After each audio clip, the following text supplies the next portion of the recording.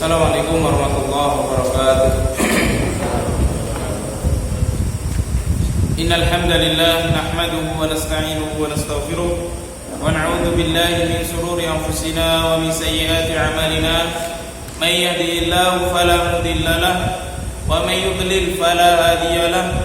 Asyhadu an la ilaha illallah wahdahu la syarika lahu wa asyhadu anna Muhammadan abduhu wa rasuluh. Allahumma salli wa sallim wa barik ala Muhammad wa ala alihi wa ashabihi ajma'in. Amma ba'du. Qala Rasulullah sallallahu alaihi wasallam, man yuridillahu bi khairan yufaqihu fid din.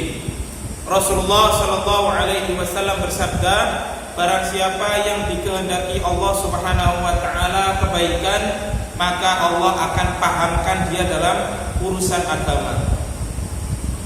Insyaallah pada malam hari ini kita akan membahas masail hadis yang berkaitan dengan menyamak kulit bangkai.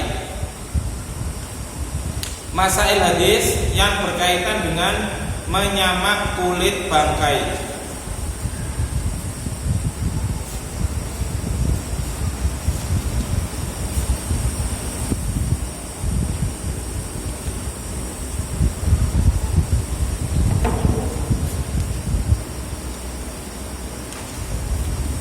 Menyamak kulit bangkai sebagaimana hadis dari Abdullah bin Abbas di Bulughul Maram, hadis yang ke-16. Kemudian dari Salama bin Muhabbab, hadis yang ke-17, dan dari Maimunah radhiyallahu anhum pada hadis yang ke-18. Semuanya membahas perihal menyamak kulit bangkai. Nah, di situ dalam permasalahan menyamak kulit bangkai, bangkai adalah setiap hewan yang mati tidak jalur sembelihan yang sah atau yang diperintahkan oleh Allah Subhanahu wa taala. Itu namanya bangkai. Hewan yang disembelih tanpa menyebut nama Allah, bangkai. Hewan yang mati karena tercekik, bangkai. Hewan yang mati karena diterkam binatang buas, bangkai. Hewan yang mati karena terlindas mobil atau terlindas motor, maka hakikatnya adalah bangkai. Jadi definisi dari al-maitah, bangkai, sebagaimana disebutkan oleh Syekh Abdul Bassam rahimahullahu taala, yang disebut al-maitah atau bangkai adalah hewan yang mati tidak melalui jalur penyembelihan yang syar'i. Demikian kurang lebih yang kita tangkap dari keterangan Syekh Abdul Bassam rahimahullahu taala dalam Tawdihul Ahkam min Bulughil Maram, jilid yang pertama. Nah, sekarang yang akan kita bahas adalah apakah hewan atau bangkai yang disamak, yang telah disamak itu menjadi suci atau masih dalam keadaan najis. Sudah ada berapa pendapat? Ada 7. Ya, berarti sudah. Terus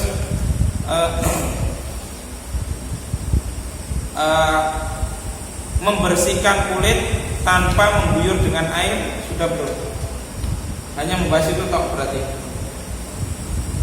Ya, hanya 7 pendapat ulama itu tentang menyamak. Berarti gimana? Ya, enggak berarti tentang memakan kulit yang disamak belum. Baik, berarti kita lanjutkan tentang di dalam hadis yang diriwayatkan dari Maimunah radhiyallahu anha, bahwasanya menyamak kulit itu dengan menggunakan air dan daun salam. Kitabnya ada. Ya, coba itu dibaca hadis Maimunah, hadis yang ke-18. Bagaimana bunyinya?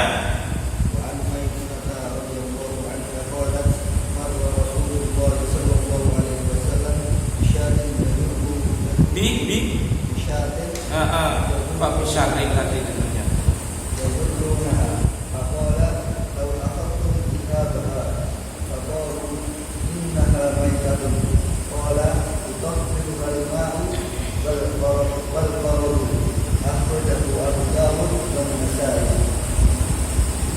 Terjemahnya dari Maimunah radhiyallahu anha, dia berkata Rasulullah sallallahu alaihi wasallam pernah melewati sebuah kambing dan para sahabat menyeret kambing yang sudah mati tersebut. Maka Rasulullah sallallahu alaihi wasallam berkata, seandainya kalian mengambil kulitnya, maka para sahabat berkata, sesungguhnya kambing itu adalah dua mayit atau bangkai. Maka Rasulullah SAW berkata, menjadikan suci bangkai tersebut dengan air dan daun salam. Barakallahu fikum. Nah, di situ cara penyamakan yang disebutkan oleh Rasulullah Sallallahu Alaihi Wasallam, yakni dengan membersihkan kulit bangkai tersebut dengan menggunakan air dan daun salam, atau dengan menggunakan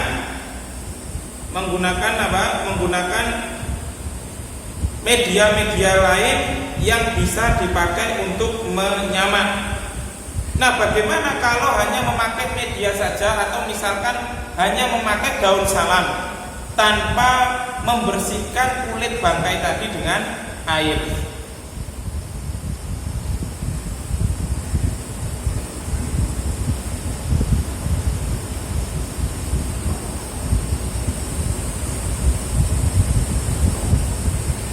Di dalam permasalahan ini, ketika kulit bangkai tadi disamak tapi tidak menggunakan air, ada dua pendapat di kalangan ulama.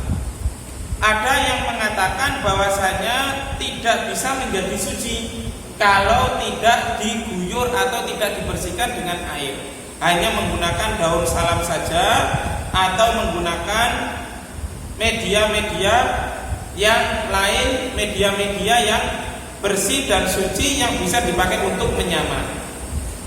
Kalau tanpa menggunakan air, maka tidak bisa menjadikan kulit bangkai itu menjadi suci.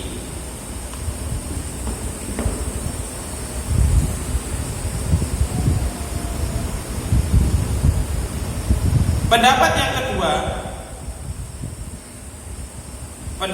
kedua bahwasanya perihal hadis Rasulullah Shallallahu Alaihi Wasallam tadi, yutahhiruha al-ma'u wal qarab, membersihkan bangkai tadi, yakni menyamak kulit bangkai tadi dengan menggunakan air dan daun salam, itu bukan sebuah persyaratan. Ketika salah satunya dipakai, misalkan hanya menggunakan daun salam saja, kemudian dijemur, atau menggunakan media-media suci yang bisa dipakai untuk menyamak, maka sudah tidak perlu lagi untuk dibersihkan dengan air. Hadis itu bukan merupakan persyaratan, tapi kalau menggunakan air ditambah dengan menggunakan air itu tidak apa-apa, dan itulah yang lebih bagus. Dan pendapat inilah yang dikuatkan oleh Syekh Muhammad bin Hizam hafizallahu ta'ala, penulis kitab Fathul Alam fi dirasati ahadithi bulughil maram hadithan wa fiqhiyan ma'a dzikri ba'dil masaili al-mulhaqah. Jadi kitab ini ditulis oleh Syekh Muhammad bin Hizam, salah seorang ulama Yaman, murid dari Syekh Muqbil rahimallahu ta'ala. Beliau masih hidup pada zaman kita ini, dan beliau termasuk seorang ulama ahli fikih dari negeri Yaman.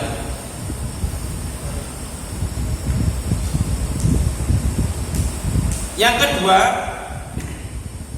permasalahan yang akan kita bahas lagi, yakni bagaimana hukumnya menjual kulit bangkai.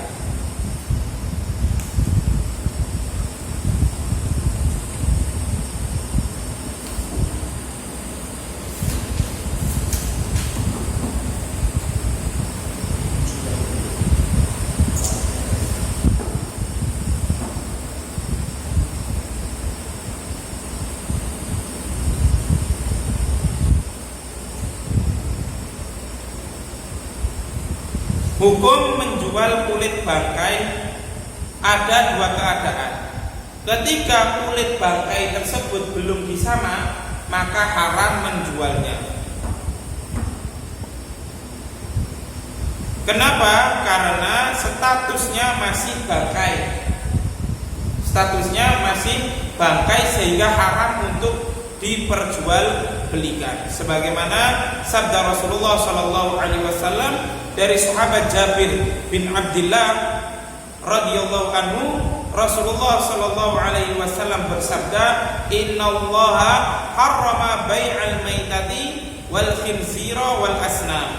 Sesungguhnya Allah Subhanahu wa taala mengharamkan jual beli bangkai, jual beli babi, dan jual beli patung. Ini termasuk yang diharamkan oleh Allah Subhanahu wa taala.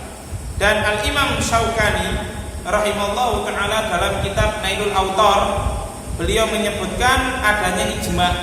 Wa naqala Ibnul Mundhir al-ijma'a ala tahrimi bai'il maitah wa dhahir annahu yuharrimu bai'uha bi jami'i ajza'iha intaha. Kata Al-Imam Syaukani dalam kitab beliau Nailul Autar, beliau menyebutkan Al-Imam Ibnul Mundhir telah menukil, membawakan adanya ijma', kesepakatan konsensus para ulama ahli fikih, terlebih ulama 4 madhab atas haramnya menjual bangkai. Dan kata Imam Syaukani rahimallahu ta'ala, dohir dari perkataan Al-Imam Ibnu Abdul Bar tadi adalah mengharamkan jual beli seluruh bagian dari bangkai tersebut. Jadi misalkan ada kambing yang mati karena dimakan serigala, maka seluruh anggota badan yang ada di kambing tersebut haram untuk diperjualbelikan. Baik tanduknya, kulitnya, kepalanya, seluruhnya haram diperjualbelikan karena itu termasuk bangkai. Sebagaimana sabda Rasulullah tadi, "Innallaha harrama bai'al maitati wal khinzir wal asnam." Rasulullah mengharamkan jual beli bangkai, jual beli babi dan patung. Nah, termasuk bagian bangkai seluruhnya, entah itu tanduknya, kukunya, terus apa lagi?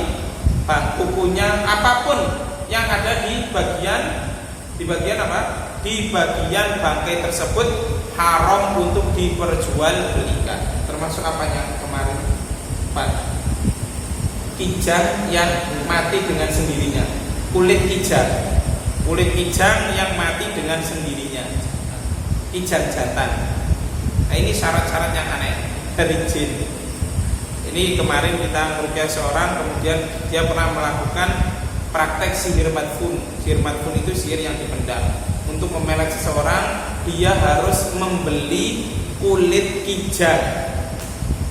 Kulit kijang yang kijang tersebut jantan dan matinya tidak boleh mati dalam keadaan disembelih, harus mati dengan sendirinya. Ya sangat sulit. Nah, itulah memang jin itu syaratnya aneh-aneh. Nah, mati dengan sendirinya itu berarti bangkai.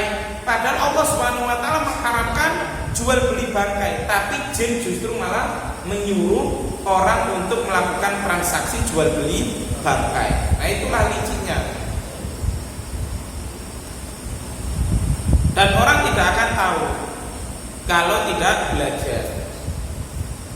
Nah, untuk kasus kedua, kalau bangkai tadi, kulit tadi sudah disamak, maka boleh diperjualbelikan sebagaimana yang dikatakan oleh Al-Imam Ahmad rahimallahu taala, wasairu min dzikrina ja'alaha tahiratun ba'da dibagi wa atlaqul intifa'a biha fi kulli syai' wa huwa al-qaul alladzi nakhtaruhu wa nadhhabu ilaihi.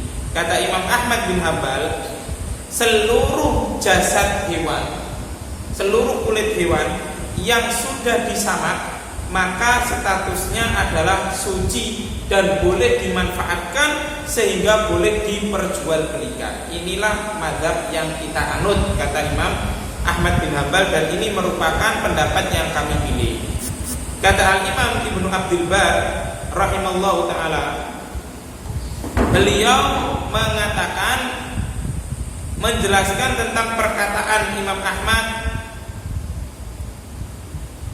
atlaqa intifa' biha fi kulli syai', maknanya adalah memanfaatkannya bebas dalam apapun, maksudnya yakni al-wudu, kulit yang disamak bisa dipakai untuk wadah air untuk berwudu, was-sholatu fiha bisa dipakai untuk sholat juga, misalkan untuk sajadah. Sholat memakai sajadah yang terbuat dari kulit yang telah disamak, itu boleh. Wa bai'uha, dan juga boleh memperjualbelikannya. Wasairu wujuh intifa'i biha, dan seluruh hal yang dimaksudkan untuk dimanfaatkan maka ini diperbolehkan. Wa ala hada aktsaru ahli al-ilmi bil Hijaz wal Iraq min ahli al-fiqh wal hadith wa mimman qala bihada Ats-Tsauri wal Auza'i wa Abdullah bin Hasan al-Anbari wal Hasan bin Hayy wa Abu Hanifah wa Syafi'i wa ashabuhuma wa huwa qaul Dawud ad-Dhahiri wa Tabari wa ilaihi dhahaba bin Wahab sahibu Malik. Kullu haula'i yaqulun dibabul ihabi tahur wal salati wal wudu'i wal bai'i wa kulli syai'in taha.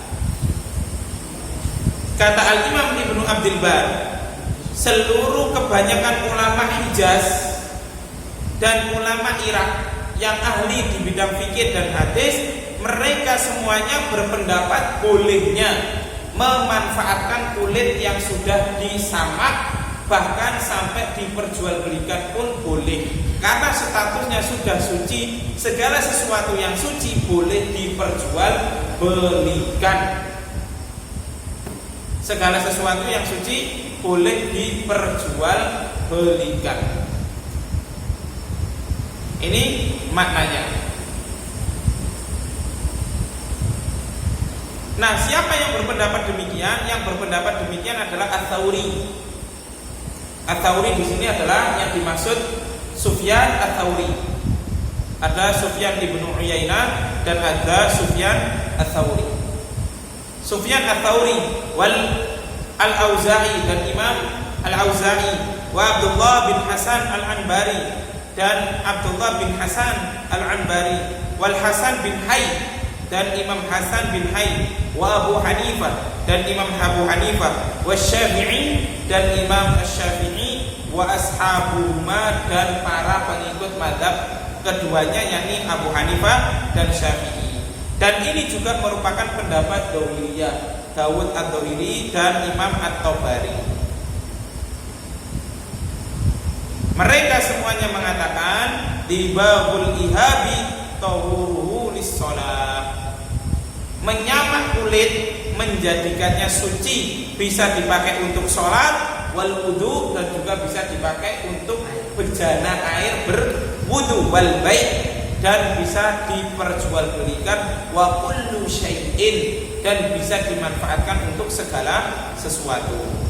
Bisa dilihat di dalam kitab Al-Mughni karangan Imam Ibnu Qudamah jilid yang pertama halaman 95, dan dalam Syarah Sahih Muslim yang ditulis oleh Al-Imam An-Nawawi rahimallahu taala. Dalilnya yakni hadis Rasulullah Shallallahu Alaihi Wasallam yang masuk pada keumuman ala tadi apa yang kamu baca hadisnya dari Maimun radhiyallahu anhu.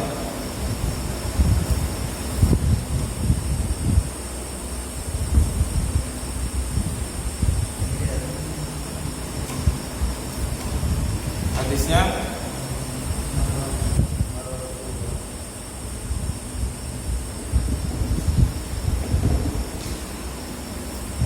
iya, terus yang tadi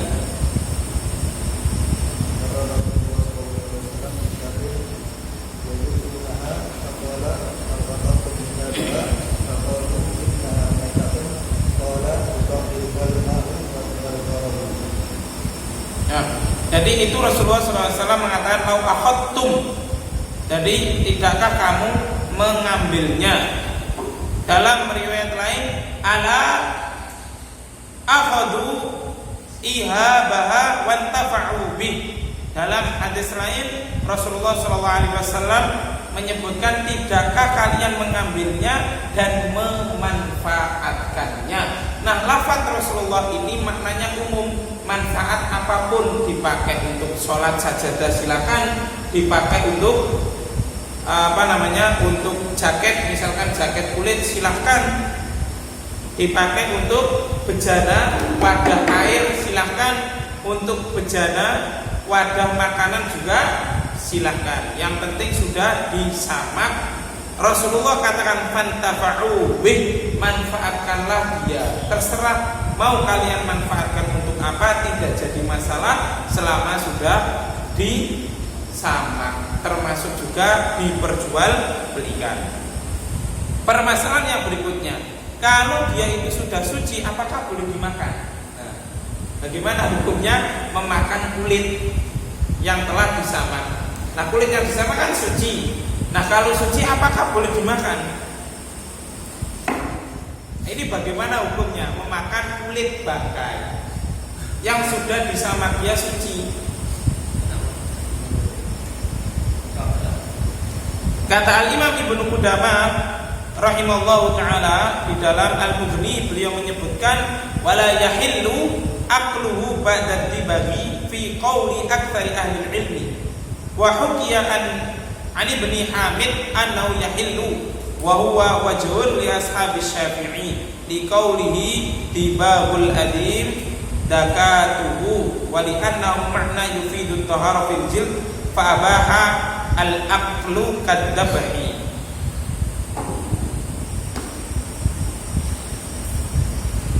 Menurut Al-Imam Ibnu Qudamah, kebanyakan ahli ilmi berpendapat tidak diperbolehkan memakan kulit meskipun sudah disamak. Tidak diperbolehkan. Meskipun sudah disamak dan menjadi suci, statusnya tetap tidak boleh dimakan. Ini merupakan pendapat kebanyakan para ulama. Tapi ada salah seorang ulama yang bernama Ibnu Hamid. Ibnu Hamid ini termasuk salah satu mazhab Syafi'iyah. Beliau berpendapat halal sehingga boleh dimakan.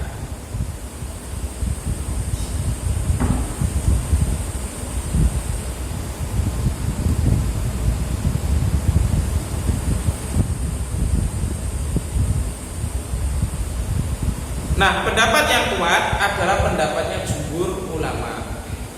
Karena di sini disebutkan oleh Syekh Muhammad bin Hizam, tidak semua yang suci itu boleh dimakan. Seperti apa?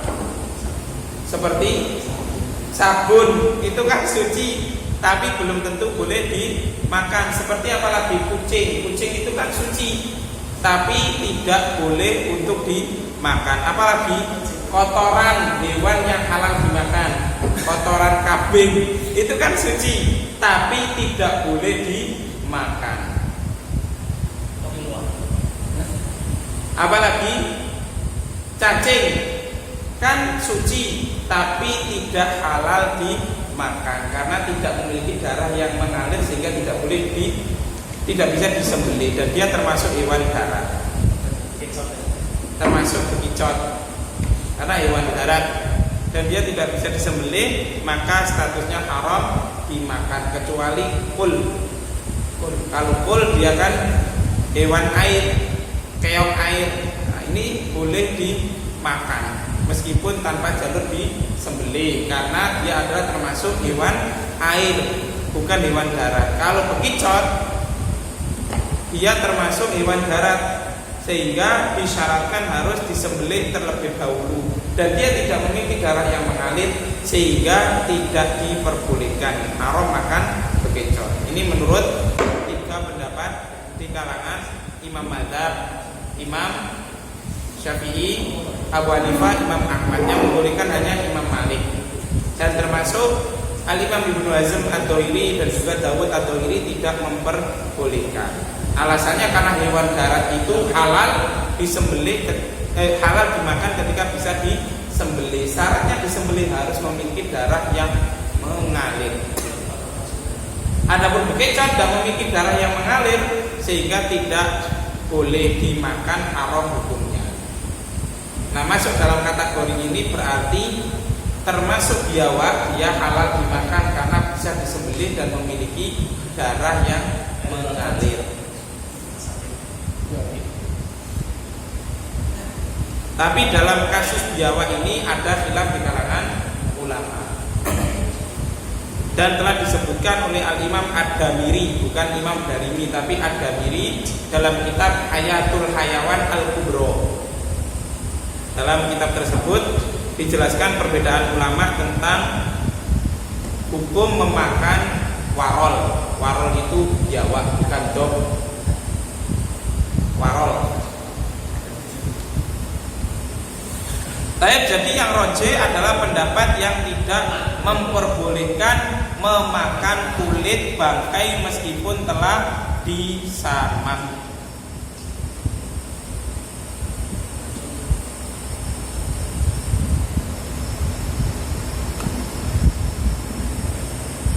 Nah, sekarang permasalahan yang berikutnya, apakah boleh memanfaatkan kulit binatang buas yang sudah disamak?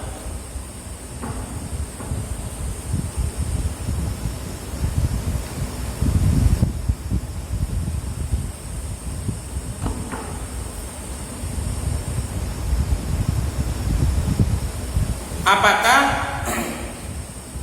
boleh memanfaatkan kulit binatang buas yang sudah disamak, misalkan kulit harimau atau kulit apa? Singa, kulit apa? Apalagi binatang buas? Serigala. Apakah boleh memanfaatkan kulit binatang buas? Ada 2 pendapat di kalangan ulama, bahwasanya pendapat yang pertama tidak memperbolehkan memanfaatkan kulit binatang buas. Jadi kalau kita melakukan transaksi jual beli kulit binatang buas meskipun disamak, apalagi dibuat untuk tulisan kaligrafi, tidak boleh. Sepatu. Gimana? Sepatu, tas. Ya iya, makanya kalau ikut pendapat yang pertama ini tidak diperbolehkan.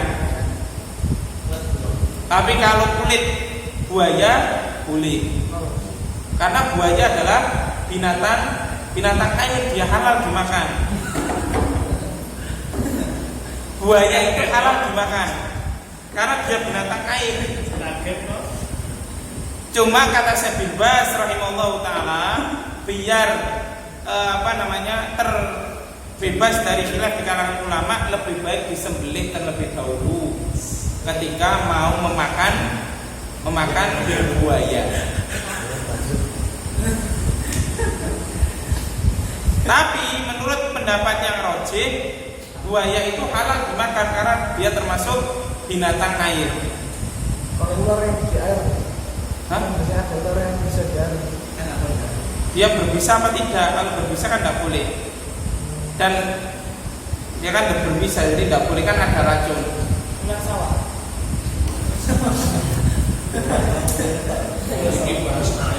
Kan nggak bisa.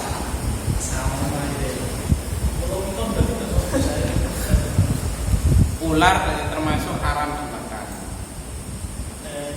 Ular kan termasuk haram dimakan, binatang fasik. Termasuk tikus. Nah, untuk pendapat yang pertama ini merupakan pendapatnya Al-Imam Al-Auza'i, Yazid bin Harun, Ibnul Mubarak, Ahmad wal Ishaq bin Rahawai, dan Imam Ishaq bin Rahawai dan Abu Thawr. Mereka semuanya berpendapat haramnya memanfaatkan binatang buas, kulit binatang buas meskipun sudah disamak. Alasannya karena Rasulullah Shallallahu Alaihi Wasallam bersabda dalam salah satu hadis, tapi hadisnya ini hadis yang mursal, hadis doif. Beliau melarang, Rasulullah Shallallahu Alaihi Wasallam ini melarang duduk atau naik atau berada di atas kulit bangkai binatang buas. Ini dalil yang dipakai, tapi hadisnya ini adalah hadis yang dhaif.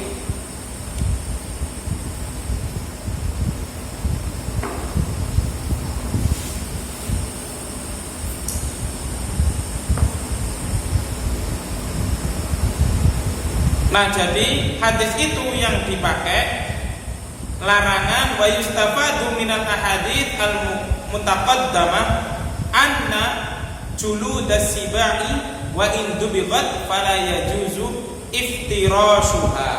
Ini meskipun telah disamak kulit bangkai binatang buas tadi tetap tidak diperbolehkan karena larangan Rasulullah SAW tentang duduk di atasnya atau memanfaatkannya.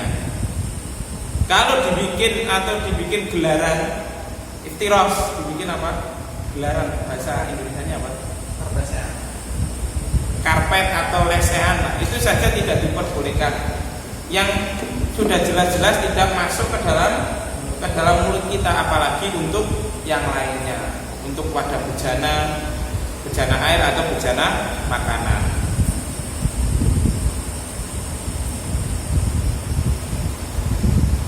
Adapun pendapat yang kedua, berkata Al-Imam At-Tahawi dalam kitab beliau Mushkilul Athar, beliau menyebutkan dalil hadis Rasulullah SAW, ayyuma ihab dubigha faqad tahura.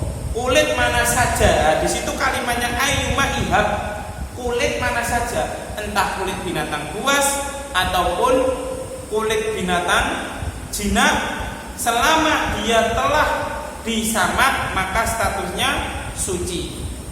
Kata Al-Imam At-Tahawi rahimahullahu ta'ala, wa dakhala fi dzalika juludus sibai wa lam yajuz li ahadin ay yakhruja mimma qad ammahu rasuluhu sallallahu alaihi wasallam bidzalika al-qaul illa bima yujibu lahu ikhrajuhu bihi min ayatin masturatin wa min sunnatin manthuratin wa min ijma'in min ahli ilmi alaihi wa idza kana dzalika kadzalika wajaba bihi dukhulu juludi sibai fil uhubil lati tajibu taharatuha bid-dibab wa idza kana dzalika kadzalika aqalna anna an-nahya alladhi jaa fil athar allati rawainaha fi hadzal bab anir rukubi ala juludi sibai lam yakun li annaha ghairu tahiratin bid-dibab alladhi fu'ila biha walakin lima siwa dzalika wa rukubul ajami 'alaiha la masiwa dzalik. Ringkasnya kata Al-Imam At-Tahawi, Rasulullah SAW di dalam hadis yang sudah kita lewati, ayyuma ihabin dubigha faqad tahura, kulit bangkai mana saja entah binatang buas maupun tidak yang sudah disamak maka statusnya adalah suci. Maka kata Al-Imam At-Tahawi, seluruh kulit bangkai masuk di dalam kriteria hadis tersebut. Walam yajuz, dan tidak diperbolehkan li ahadin bagi seorang pun ayyukhrija, mengeluarkan makna dari apa yang telah diumumkan oleh Rasulullah Shallallahu Alaihi Wasallam. Rasulullah tadi mengatakan ayyuma ihabin, berarti ini menggunakan lafzul umum, lafaz umum dalam tinjauan ilmu usul fikih, bahwasanya idza waradal khitab mutlaqan yabqa ala itlaqihi. Ketika nas syariat baik hadis maupun firman Allah Subhanahu wa taala yang menjelaskan keumuman yabqa ala itlaqihi, maka dihukumi secara keumumannya, tidak boleh kita khususkan. Nah, ini bantahan Imam At-Tahawi terhadap ulama yang mengkhususkan. Buktinya Rasulullah itu lafaznya adalah umum, sama halnya dengan tadi wattafa'u biha. Manfaatkan, berarti apapun boleh, sama halnya dengan ini. Ayyuma ihab, Rasulullah katakan kulit mana saja yang disamak maka suci, entah kulit binatang buas maupun tidak, maka semuanya boleh dimanfaatkan dan seorang itu tidak boleh menyelisih apa yang sudah dijelaskan oleh Rasulullah Shallallahu Alaihi Wasallam tadi.